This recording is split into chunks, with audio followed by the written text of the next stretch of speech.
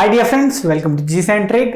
आ जाइए फिर कहानी को आगे बढ़ा रहे हैं। लास्ट टाइम हमने देख लिया था फर्स्ट ऑर्डर सिस्टम का इम्पल्स इनपुट दिया, इम्पल्स रिस्पॉन्स देख लिया। उसमें हमें एक चीज़ समझ में आ गई थी कि आपको एक डिके रिस्पॉन्स मिलेगा, एरर नाम की चीज़ नहीं रहेगी। क्यों नहीं रहेगी वो हमने आपको बता दी है, because input t equal to infinite पे एग्जिस्ट ही नहीं करता।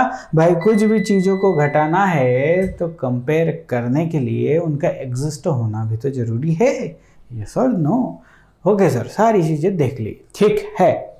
फर्स्ट ऑर्डर सिस्टम हम लास्ट टाइम आपको बताए थे कि चर्चा करेंगे कि क्या है फर्स्ट ऑर्डर सिस्टम। हमने पंखे का एग्जांपल दिया था। भाई कंप्यूटर भाई तू थोड़ा चुप हो जा, wait a minute. Yes, computer को करवा दिया है चुप। फर्स्ट ऑर्डर सिस्टम देख रहे हैं भैया हम। तो फर्स्ट ऑर्डर सिस्टम मैंने आपको बताया था कि जिसे आपने सुना होगा शायद, टेम्परेचर मेजरमेंट के लिए थर्मामीटर्स होता है ना।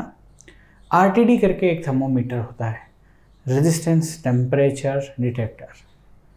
टेम्परेचर के साथ उसका रेजिस्टेंस वेरी करता है, उस रेजिस्टेंस वेरिएशन को मेजर कर लेते हैं, पूरा सिस्टम बना देते हैं। ये भी एक फर्स्ट ऑर्डर सिस्टम हुआ। अब जब मैं आपसे बोल रहा हूँ कि फर्स्ट ऑर्डर सिस्टम, आप रिलेट ही नहीं कर पा रहे हो कि सर थर्मोकपल क्या है मुझे नहीं मालूम, आरटीडी क्या है मुझे नहीं मालूम। सर आप सर बताइए ना फर्स्ट ऑर्डर, ये ऑर्डर के बारे में थोड़ी सी चर्चा कर लेते हैं। अच्छा, इंजीनियरिंग में हमने मैकेनिक्स जरूर पढ़ी होगी, फर्स्ट ईयर में तो सारी चीज़ें पढ़ाते हैं।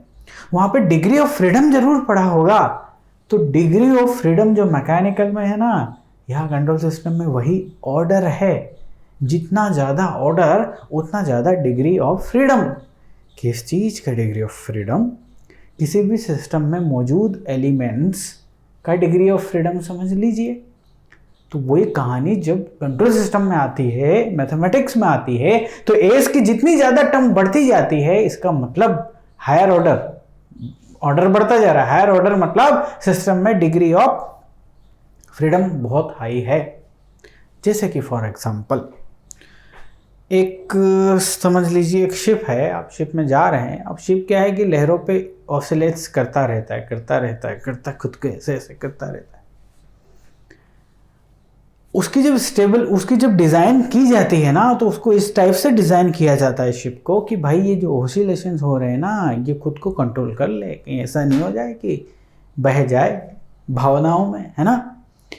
तो उस शिप को डिज़ाइन करने के लिए, उसको कंट्रोल करने के लिए भी कुछ कंट्रोल सिस्टम जरूर बनाए जाते हैं, ताकि उस ऑसिलेशंस का दूसरी चीज़ों पर भी प्रभाव ना पड़े या कम पड़े। इसके लिए कंट्रोल सिस्टम जरूर पक्का बनाए जाएंगे उस सिस्टम के अंदर, उस शिप के अंदर। अब आप बताओ वो जो कंट्रोल सिस्टम बनाए जाएंगे उनका ऑर्डर क्या होगा? सेकेंड ऑर्डर, क्योंकि उस पर इनपुट किस टाइप से दिए जा रहे हैं? ऑसिलेटरी नेचर के दिए जा रहे हैं भाई साहब। अब जैसे एक एग्जाम्पल देता हूँ मैं आपको। आपने बाइक का वो जो सस्पेंशन तो देखा होगा ना, वो एक सेकेंड ऑर्डर सिस्टम है। डिग्री ऑफ फ्रीडम है उसमें 2।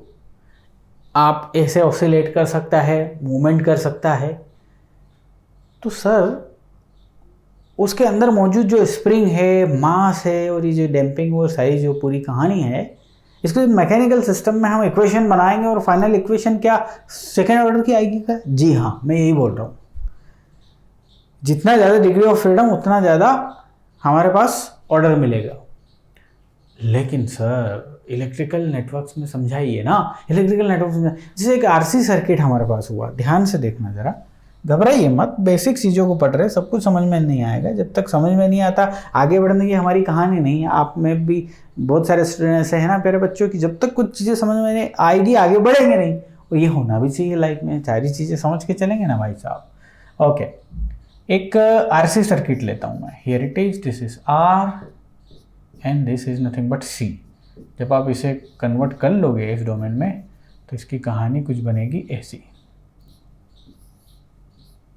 इसको इनपुट दिया जा रहा है, let's take it input V I, और सपोज इसके अक्रॉस आउटपुट लिया जा रहा है वी नॉट, और ट्रांसफर फंक्शन फाइंड करना होता मान लो, यानी कि V naught of S divide by this करना होता। तो एस डोमेन में तो कन्वर्ट कर लिया सबसे पहले लाइक दिस। इसका ट्रांसफर फंक्शन क्या हो जाएगा? V naught this divide by V in of S, और उसकी वैल्यू क्या आएगी, क्या हम निकाल सकते हैं, आसानी से निकाल सकते हैं, वोल्टेज डिवीजन रूल सर। अच्छा जी, ये तो ट्रांसफर फंक्शन होगा इसका, और इस ट्रांसफर फंक्शन क्या डिनोट करेगा कि आउटपुट इसके अक्रॉस वोल्टेज इनपुट के साथ क्या रिलेशन रखता है, ये सिस्टम क्या प्रोवाइड कर रहा है वो हमें बताइए। तो बड़ी आसानी से ये सिस्टम जब आप निकालोगे तो ये एक फर्स्ट ऑर्डर सिस्टम बनेगा। मैथमेटिकली इलेक्ट्रिकल नेटवर्क में भी आपको मैंने समझाने की कोशिश करी है। मान लो V0 ऑफ S की वैल्यू आप निकाल के लेके आएंगे तो वो आएगी 1/CS गुणा input source voltage divide by this R plus 1/CS। Okay, so जब आप V0 of S divide by VI of S करोगे यहाँ से तो उसकी वैल्यू आएगी आपकी 1/RCS प्लस 1। अब आप देखो इस ट्रांसफर फंक्शन को मैं यहाँ लिख रहा हूँ, this is the transfer function and transfer function is nothing but 1+RCS। क्या है इसका order sir, this is nothing but the first order circuit. First order circuit वो भी जिसमें ऑसिलेशंस ना हो। ऑसिलेशंस यदि होंगे तो ऑर्डर बढ़ेगा, मतलब हायर ऑर्डर की कहानी रहेगी। अब यहाँ पे इसको यदि स्टैंडर्डाइज करें आप, so 1+S tau, so tau is equal to RC। Now R और C डिसाइड करेंगे कि सिस्टम कितना फास्ट करना है और कितना क्या करना है, ढीला करना है, फास्ट करना है, जो भी करना है। तो ऑब्वियस सी बात है ये सिस्टम जो है ये comprised by whom, R and C। तो R एंड C डिसाइड करेंगे ना कि सिस्टम का टाइम रिस्पॉन्स क्या होना चाहिए। अच्छा सर, फर्स्ट ऑर्डर सिस्टम समझ में आ गया। अब इस फर्स्ट ऑर्डर सिस्टम को बेटा हम यूनिट स्टेप इनपुट देने जा रहे हैं, बिकॉज इंपल्स इनपुट आपने देख लिया। तो चलिए आइए अब इसको हम देंगे यूनिट स्टेप इनपुट। ये लीजिए, लिख दिया मैंने कि response of first order system for step input. ठीक है सर, फर्स्ट ऑर्डर सिस्टम भी ले लिया आपने, k divide by 1+S tau, हम तो यही लेके चल रहे हैं तो यही मैं ले रहा हूँ। इसे इनपुट देंगे और इनपुट रहेगा unit step. Unit step means 1/S, so will get the output that is C of S। हम क्या कर रहे हैं, टाइम डोमेन एनालिसिस कर रहे हैं, टाइम इक्वेशन चाहिए। तो चलो C ऑफ S फाइंड करो जरा। तो सर C ऑफ S हो जाएगा 1/S multiply with k divide by 1+S tau. अच्छा सर, पार्शियल फ्रैक्शन ले लो, फिर ILT में जाएंगे। तो पार्शियल फ्रैक्शन ले लेते हैं, something by S something upon this. अच्छा, S की जगह रख दो 0। सो S की जगह जैसे ही 0 रखोगे, इस टर्म को छुपा दो, यहाँ पे S की जगह 0 रख दो, तो ये वैल्यू आ रही है K। ठीक, अब यहाँ पे रखते हैं जरा। यहाँ पे S की वैल्यू क्या रखनी पड़ेगी, -1/टाउ रखनी पड़ेगी। तो इसको छिपा दो, S की जगह रख दो -1/टाउ, -1/टाउ। सो ये हो जाएगा K टाउ, बराबर ना। कैसे हुआ सर ये, समझाइए जरा। S की जगह क्या रख रहे हैं, -1/टाउ। S की जगह -1/टाउ, -1/टाउ, टाउ जाएगा ऊपर tau. Okay, perfectly fine sir, इतना आया। ठीक, अब हम आराम से ILT ले सकते हैं, लेकिन ILT के लिए आपको पता है कि सर 1/S प्लस A यदि है तो this is nothing but this, ये होता है, हम जानते हैं। सो S प्लस A का फॉर्म बना लीजिए। सो यहाँ से इस टाउ को कॉमन निकाल लेता हूँ मैं। सो this is nothing but k/S minus tau common आया, ऊपर भी टाउ है तो ये खत्म हो गया और ये बचा S प्लस 1/टाउ। अब किसकी बारी, अब सिंपली ILT की बारी। यहाँ से अब हम इसका ले लेंगे ILT। चलिए, इनवर्स लाप्लास ट्रांसफॉर्म। जैसे ही इनवर्स लाप्लास ट्रांसफॉर्म लोगे आपको मिलेगा C ऑफ t, और वो हो जाएगा this is nothing but k minus k e to the power minus t/टाउ, एंड पूरी कहानी is multiply with u of tau. ठीक है, ये डिस्टर्ब कर रहा है, इसको हटाना है।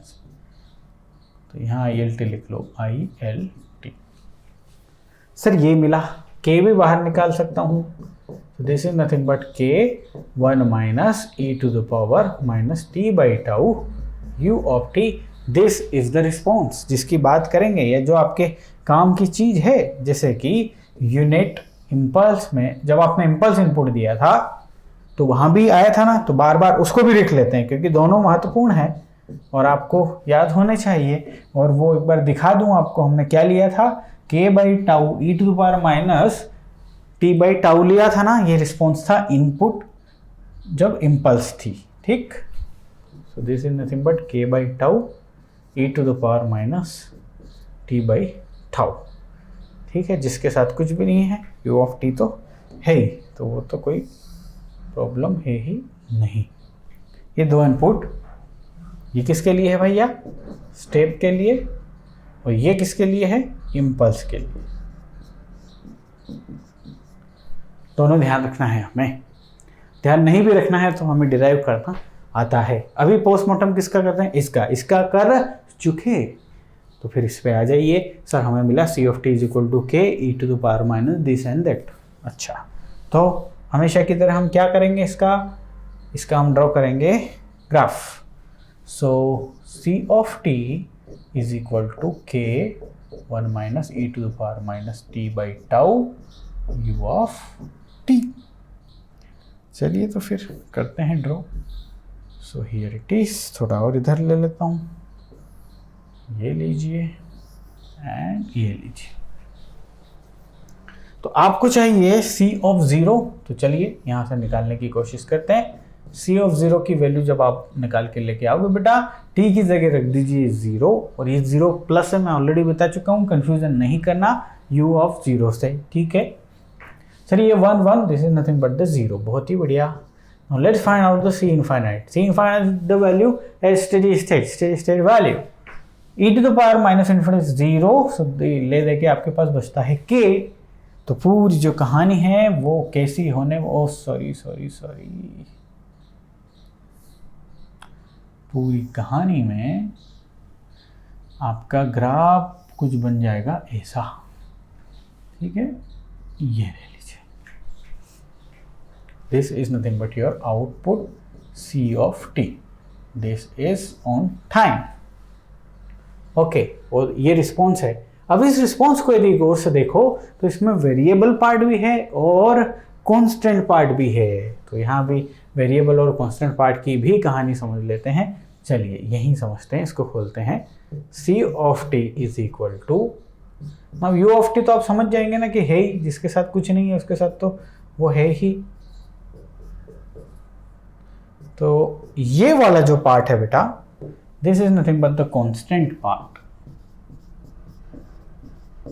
तो ये कांस्टेंट पार्ट ही कौन सा पार्ट है, स्टेडी स्टेट पार्ट है, यानी कि ये रिस्पॉन्स कहाँ मिलेगा, t स्टेडी स्टेट पे मिलेगा। और ये जो है भाई साहब, दिस वेरिएबल पार्ट है, ये हमारे ट्रांजिएंट पार्ट है, यानी कि ये है CTR, ट्रांजिएंट पार्ट। और any response comprised by two things, constant part, variable parts. Variable parts we call the transient response या natural response, और ये है forced response। आप ये देख लो, ये जो है ना, this is the natural response, और ये forced response, उसको क्या कहा गया वो, तो देखो constant steady state value क्या आ रही है, k, आपने खुद ने देख ली, this is the steady state value, और वो आ रही है k, देख लीजिए। और बाकी this entire कहानी is because of this k minus this entire कहानी हमने ड्रॉ कर दी।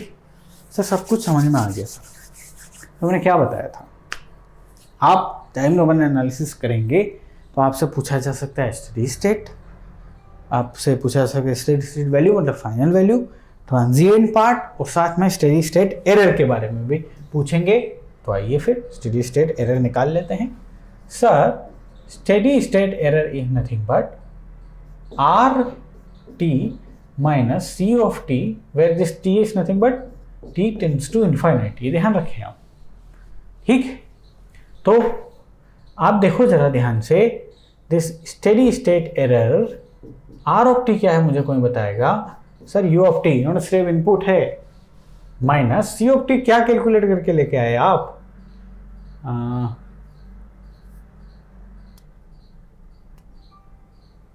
ये लेके आए आप k minus k e to the power minus t by tau u of t।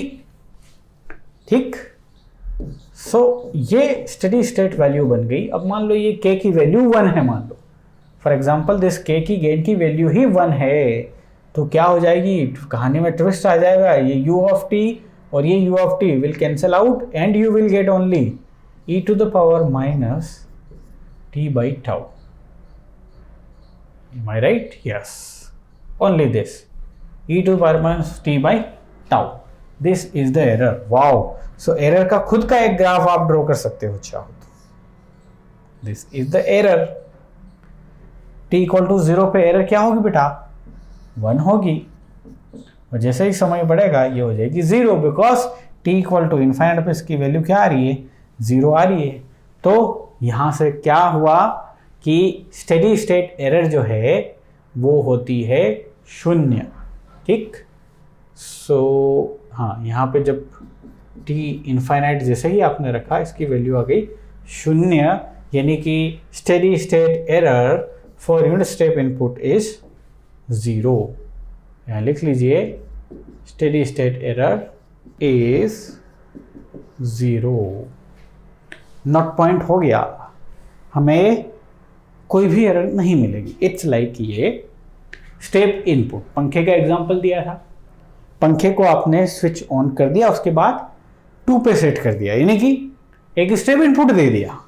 समय गुजरेगा और हम आफ्टर सम टाइम पाएंगे कि ये जो है ये सेटल डाउन हो गया है, ये स्टेडी स्टेट पहुंच गया है, और स्टेडी स्टेट का पहुंचने का मतलब ये कि वो 2 की स्पीड से घूमने लग गया है। अब देखो आपने इनपुट दिया 2 की स्पीड से घूमने का, आइडियली आफ्टर सम टाइम वो 2 की स्पीड अटेंड कर लिया, तो is there any error, error would be 0। But ये आइडियली है, प्रैक्टिकली ये संभव नहीं है। इतनी बात समझ में आई। जब एक फर्स्ट ऑर्डर सिस्टम को यूनिट स्टेप इनपुट देंगे तो क्या क्या घटनाएं घट रही है आप देख ही लिए, देख रहे हो ना। अब इधर आइए जरा ध्यान से देखिए, अब जो हम बताने वाले हैं ये मैंने पूरा बना लिया। Sir this is nothing but the time, ये हो गया हमारा रिस्पॉन्स जो हम कैलकुलेट करके लेके आए हैं। ये स्टेप रिस्पॉन्स है for the first order system, और ये हमने ड्रॉ कर दिया, this is the final value के। और ये ग्राफ मैंने टच नहीं किया क्योंकि मैं आपको बोला कि एरर वुड बी देयर हमेशा, ठीक है। This is nothing but the error, आएंगे इस एरर पे चर्चा करेंगे।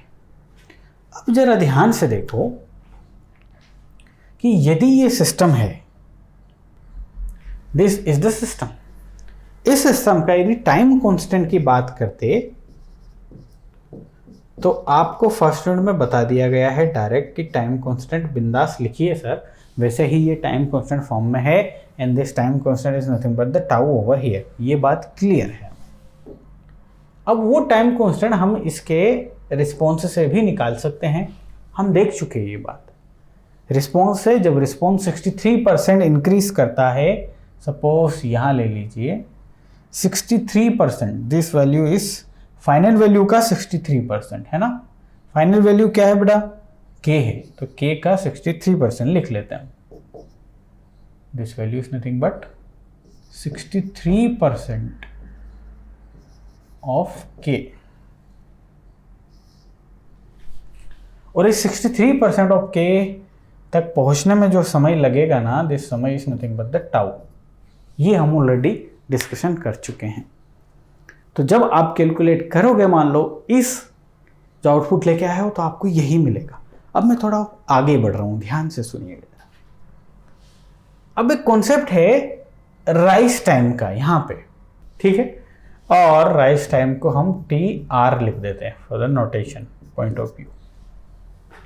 एक और टाइम है मेरे पास, टाइम कॉन्सेप्ट समझ में आ गया, और वो टाइम यहाँ पे कॉन्सेप्ट है सेटलिंग टाइम, इसका नोटेशन हो गया TS। राइज टाइम, किसी भी रिस्पॉन्स का राइज टाइम ये बोलता है कि उसका 10% से, ध्यान से सुनिएगा, उसके 10% से 90% तक रेज होने में जितना समय लगेगा that is the rise time. एक सिग्निफिकेंट अमाउंट ले लिया गया है, इतने में हम समझ जाएंगे कि सिस्टम कैसा है, क्या उसका रिस्पॉन्स है।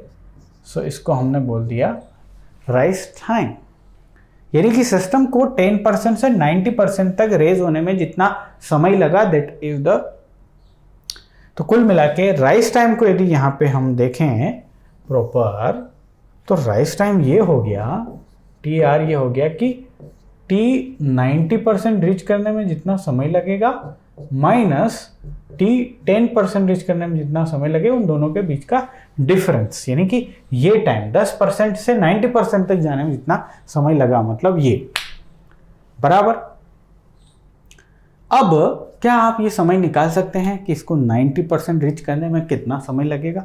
बिल्कुल कर सकते हैं। अभी इसको आसान बनाने के लिए k की वैल्यू में 1 ले लेता हूं, है ना। Let's take k is equal to 1। आप k के साथ चलिए, आपके ऊपर है, बार बार करने की जरूरत नहीं पड़ेगी। अब देखो 90% चाहिए c ऑफ t की वैल्यू। नाउ k की वैल्यू जैसे ही 1 ली आपने, 90% रेस करने में c ऑफ t की वैल्यू रख दी आपने 0.901 minus e to the power minus t upon tau, ठीक है।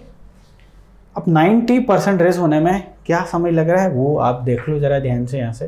तो क्या आएगा जब इसे आप कैलकुलेट करेंगे, टाउ के फॉर्म में आएगी कहानी, चलो करो जल्दी। So e to the power minus t by tau is equal to 0.10, और आप ले लीजिए log। So this is nothing but minus t by tau is equal to ln 0.1।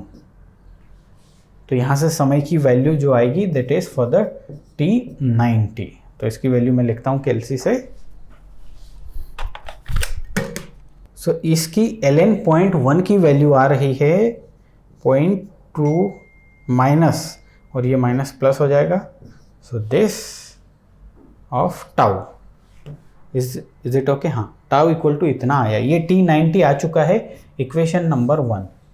Let's find T10, आराम से कर देंगे सर, ठीक है। सो T10 यानी कि 10% आउटपुट की वैल्यू, इसकी वैल्यू 10% यानी कि 0.10, तो वो बन जाएगी 1 minus e to the power minus t by tau. अब यहाँ से फिर से वैल्यू आपको चाहिए t की, तो this is e to power minus t by tau is equal to 0.90, यहाँ से minus t by tau is equal to ln 0.90,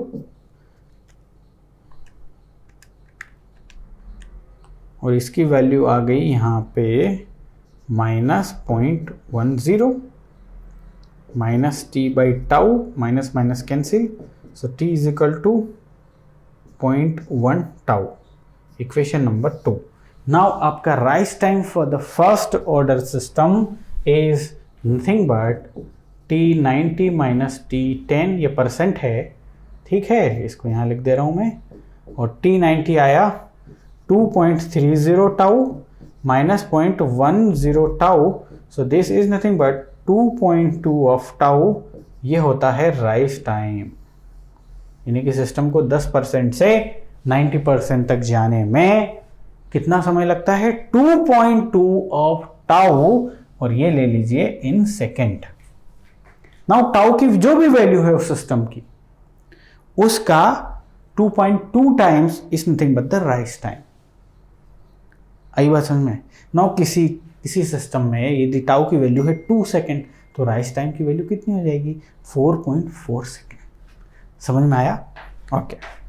एक और चीज यहां पे इंट्रोड्यूस कर रहे हैं, that is the settling time. और सेटलिंग टाइम ये बोलता है इस सिस्टम को सेटल होने में कितना समय लगता। ये यहां पे सेटल हो गया, मान के चलते हैं दिस। तो ये जो समय है बेटा, this is nothing but the settling time. अब कभी भी कोई भी सिस्टम 100% सेटल नहीं होता, there would be some error. तो मैथमेटिकली एनालिसिस जब करते हैं तो हम क्या मानते हैं कि कोई सा भी सिस्टम में 2% की एरर बनी रहेगी, लगभग 2% की एरर। सो 2% एरर यदि मान लिया तो इसका मतलब आउटपुट कहां तक रीच हुआ, सिर्फ 98%। तो ये सिस्टम 98% तक पहुंचने में जितना समय लेगा that is the settling time. नाम भी हो गया उसका कि सेटल हो रहा है भाई, सेटल डाउन हो रहा है, सेटलिंग टाइम। आप मेहनत कर रहे हैं, फुल गेट के लिए मेहनत कर रहे हैं, 100 नंबर तो कभी आएंगे नहीं, आपको नहीं आते इन जनरल 100 नंबर, कुछ गलतियां हो जाती हैं। 98 नंबर आए आपको, 2 नंबर आप एरर कर गए, तो 0 से वो 98 नंबर पाने के लिए आपका समय सेटलिंग टाइम होगा। इतने में आपकी जीवन भी सेटल हो जाएगी। सर समझ में आ गया, settling time is nothing but to settle 98% of के फाइनल वैल्यू का 98% तक रीच होने में जितना समय लगता है that is the settling time. वो भी कैलकुलेट करेंगे, इसके लिए कोई घबराने की जरूरत नहीं है। चलो अगले पेज पे आपका दिस इज नथिंग बट के की वैल्यू 1 ले ली तो this is 1 minus T by tau and U of T. 98% settle down, इसकी वैल्यू रख ली मैंने 98, 1 minus E to power minus T by tau.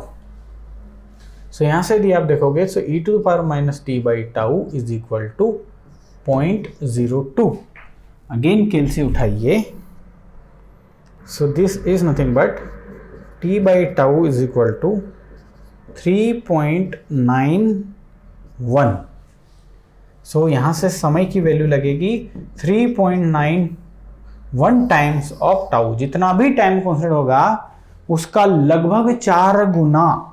So T is equal to approximately 4 times, याद करने के लिए लिख दिया 4 टाइम्स ऑफ, और इन जनरल अप्रोक्सीमेशन आता है क्वेश्चन भी 4 टाउ ही मान के चलते हैं, और एग्जैक्ट 3.91 निकाल के लेके आए।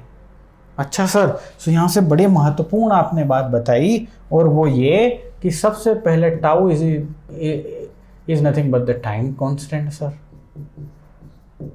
आपने बताया rise time that is the T R, और उसकी वैल्यू आप लेके आए 2.2 टाइम्स ऑफ टाउ। सर आपने बताया सेटलिंग टाइम, और उसकी वैल्यू लेके आए आप 4 टाइम्स ऑफ टाइम कांस्टेंट।